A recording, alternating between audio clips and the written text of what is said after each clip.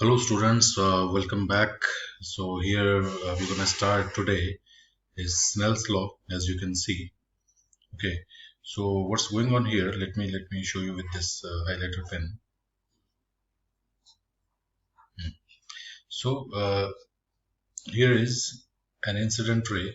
The ray, as you can see here, it is an incident ray. Okay, and this is the normal. So this is, you can say, the angle of incidence.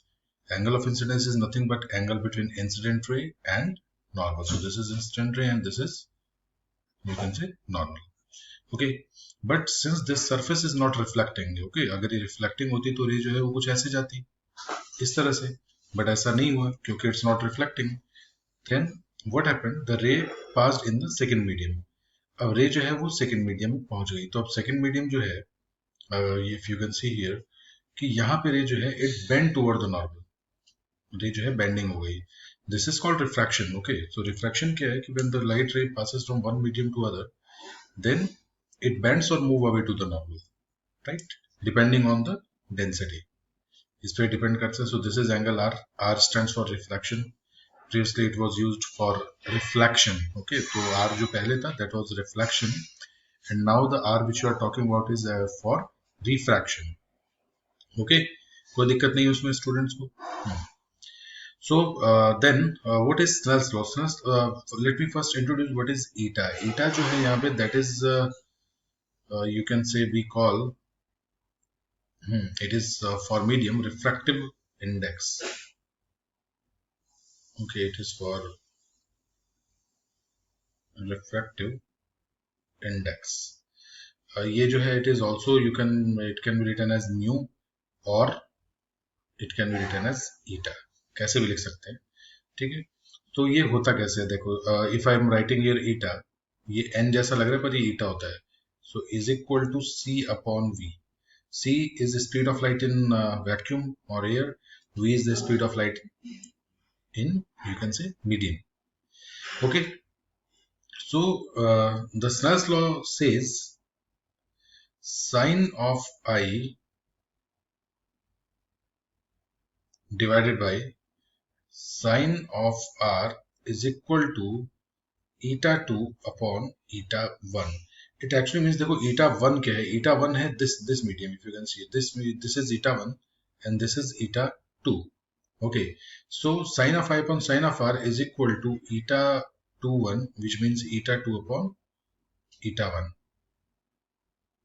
ठीक है. सो अभी देखते हैं कहाँ pen चल रहा है, यहाँ पे है.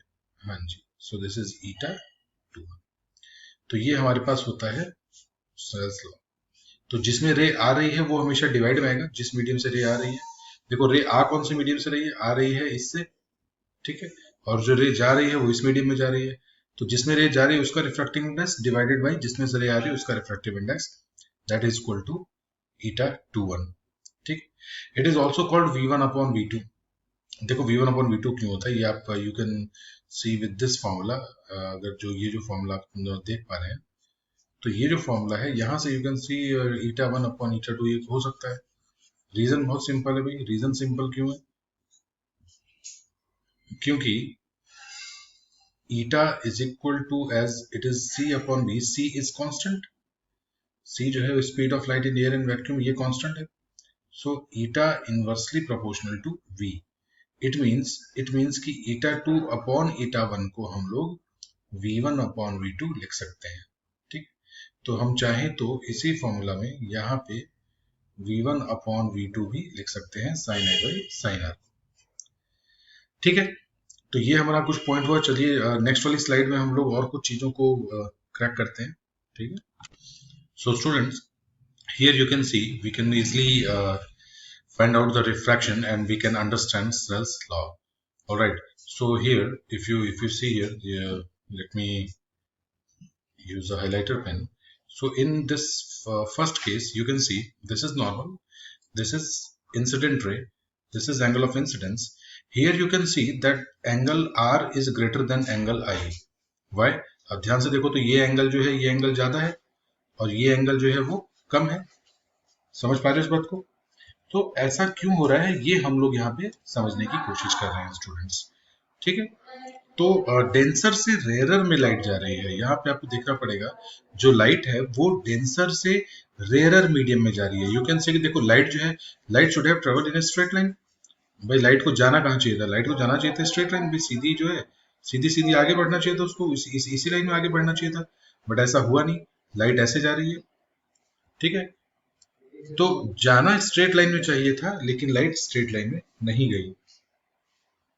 ठीक है, move away to the normal हो गई, सो डेंसर से रेयरर में आई। अच्छा, यहाँ पे you can see this one is the rarer medium, as you can see rarer, और यहाँ पे जो है वो है डेंसर, नीचे वाला जो है वो डेंसर मीडियम है। अब लाइट यूं आई that this is the incident ray and it should have gone straighter, जाना तो स्ट्रेट चाहिए था उसको, लेकिन हुआ क्या कि लाइट जो है वो बेंड हो गई, यानी कि जो यहाँ पे एंगल आर है वो आई से लेस हो गया। गाइस इसका एक सिंपल और सीधा सीधा कॉन्सेप्ट है, मैं आपको बता देता हूँ कि भाई ये एक मान लीजिए कोई बॉक्स है। ठीक है, मैंने कहा कि भाई इसमें स्पीड का फर्क है, स्पीड का फर्क। ठीक, तो स्पीड ऐसी है कि भाई दो रेस जो है वो मतलब ऐसे ही आ रही है एक रे, एक बार मैंने, और इसका मैंने फिक्स टाइम कर दिया, मैंने कहा कि भाई इसको जो है वो 4 सेकंड में निकलना है सपोज, है ना, मैंने ऐसा कर दिया। और यहाँ इसकी स्पीड जो है वो कम हो जाएगी, यहाँ पे इसकी जो स्पीड है डेंसर मीडियम होने की वजह से कम। अरे हम लोग रेगिस्तान में भागेंगे तो स्पीड कम हो जाएगी ऑटोमेटिकली, डेंसर चीज जो है जिसमें पार्टिकल पास पास है उसमें से निकलना मुश्किल होगा। तो लाइट को जाना चाहिए था सीधा सीधा, बट हुआ क्या कि स्पीड कम हो गई। स्पीड कम होने से क्या है कि इसको तो फिक्स टाइम में निकलना है, तो इसने क्या किया, इसने छोटा रास्ता चुना। तो ये जो है ये छोटा रास्ता, दिस वन इज द, अरे you as you can see this one is the longer path and this one is the smaller path, समझ पा रहे हो? तो उसने जानबूझ के छोटा रास्ता चुना क्योंकि स्पीड कम हो गई, है ना। नेक्स्ट टाइम मैंने क्या किया, मैंने कहा कि भाई अब जो है अब इसकी रे की स्पीड जो है वो ज्यादा हो गई है। मैंने कहा अब स्पीड ज्यादा हो गई, जाना चाहिए था सीधा, स्पीड ज्यादा है लेकिन फिक्स टाइम में ही निकलना है, तो इसने अपना डिस्टेंस को ज्यादा कर दिया और अभी ऐसे निकली, डिस्टेंस ज्यादा किया अभी ऐसे निकली।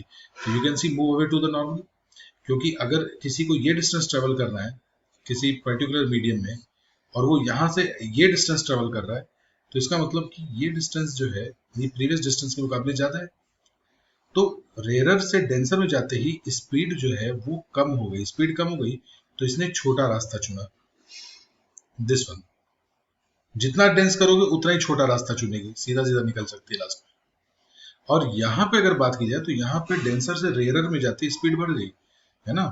मिट्टी में भाग रहे थे, सड़क पे भागने लगे, सडनली स्पीड बढ़ गई, स्पीड बढ़ गई, तो अब इसको सेम टाइम मेंटेन रखने के लिए डिस्टेंस को ज्यादा करना पड़ा। क्लियर हो पा रही है बात? ठीक है ना। So this is we talk about like sine i by sine r which is also called Snell's law. मैं इसको साफ कर देता हूँ अभी। ये कॉन्सेप्ट था कि भाई रे जो है वो कब डेंसर में जाती है कब रेयरर में जा रही है, डेंसर में जाने से क्या फर्क पड़ रहा है, रेयरर में जाने से क्या फर्क पड़ रहा है, ये सारा कॉन्सेप्ट जो है इसके अंदर क्लियर होना चाहिए था।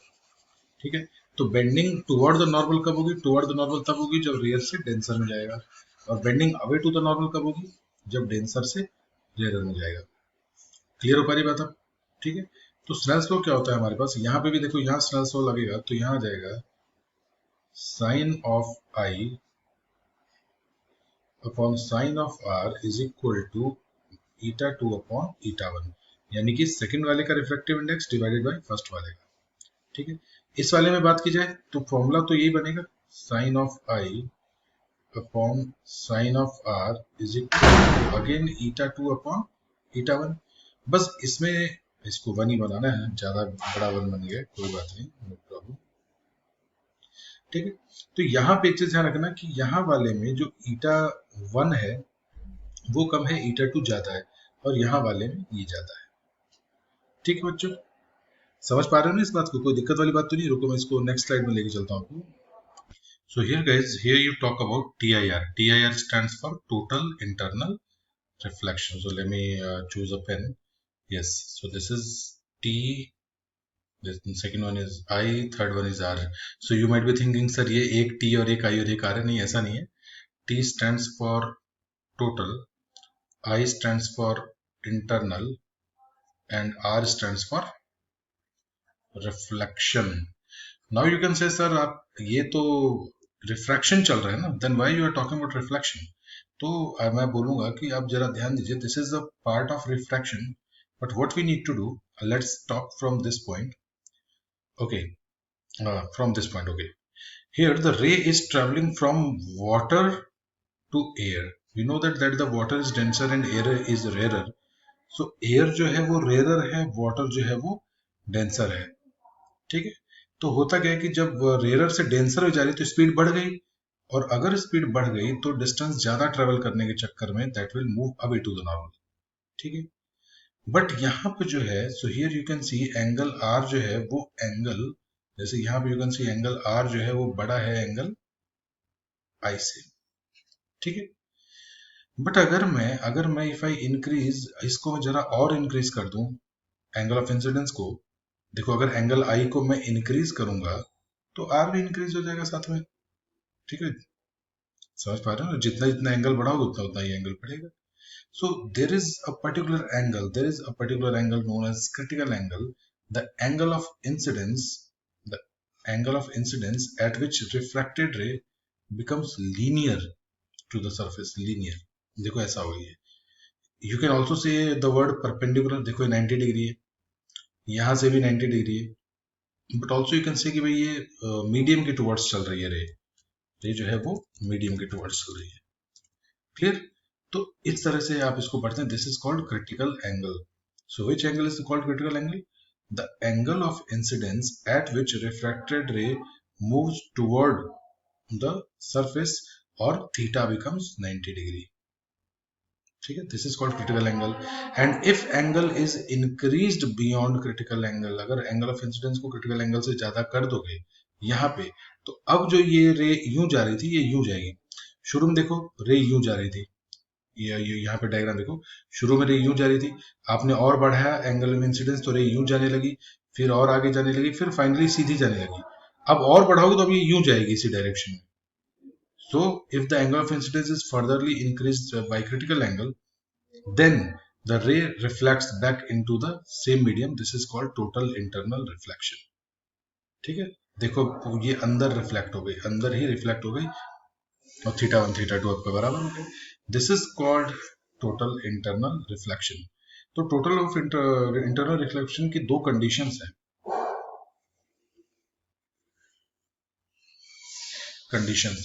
ठीक है, सो पहली जो कंडीशन है, फर्स्ट जो कंडीशन है वो ये है, क्या है भाई? The ray must travel from,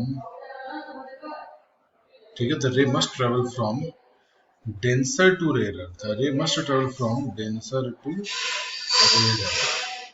ठीक है, और सेकंड पॉइंट है, सेकंड देखो डेंसर से रेयर में जाएगा तभी कंडीशन होगी, वरना ये कंडीशन नहीं हो पाएगी. बात दिमाग में बहुत अच्छे से बैठा लेना बच्चों, क्योंकि तभी तो move away to the normal.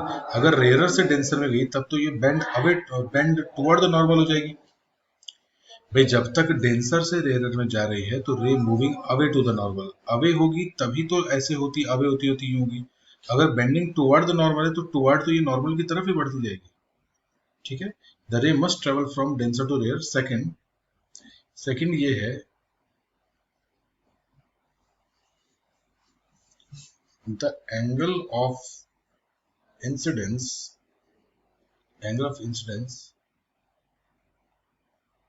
must be greater than critical angle. The angle of incidence must be greater than critical angle. Okay, so these are the two basic conditions. तो अभी आप देख रहे हैं घर में शोर हो रहा है थोड़ा, लेकिन देखो ये सब चलता रहता है ना. तो घर में वीडियो बनाने के कुछ फायदे भी है, कुछ नुकसान भी है, तो हम लोग ध्यान नहीं देंगे, हम लोग टॉपिक पे ध्यान देंगे. So guys, this was about TIR. TIR बहुत ज़्यादा जरूरी है, इसके कुछ एप्लीकेशंस भी हैं. नंबर 1 जो है वो है, आपको पता है कि स्पार्कल ऑफ डायमंड जो है वो TIR की वजह से चमकता है. सेकंड वन जो है वो है मिराज खैनी की बात मैं नहीं कर रहा हूँ. मिराज जो होता है वो दूर से, जब आप मृग तृष्णा बोलते हैं कि आपको कोई छाया दिखेगी, आपको लगेगा कि कहीं पे पानी है और वहां पानी नहीं होता, तो इसे हम मिराज कहते हैं। जैसे ट्रैवल कर रहे हो सड़क पे, तो आपको सड़क गीली नजर आने लगती है, सड़क गीली नजर आने लगती है, तो वो मिराज है, जो कि भ्रम होता है आपको कहीं पे पानी होने का। थर्ड क्या है? Image inversion using prism. ठीक है, इमेज इन्वर्जन जो होता है, इमेज इन्वर्जन यूजिंग प्रिज्म। ठीक है, तो ये एप्लीकेशन है, नेक्स्ट क्लास में हम लोग पढ़ेंगे बच्चों। तब तक नमस्कार।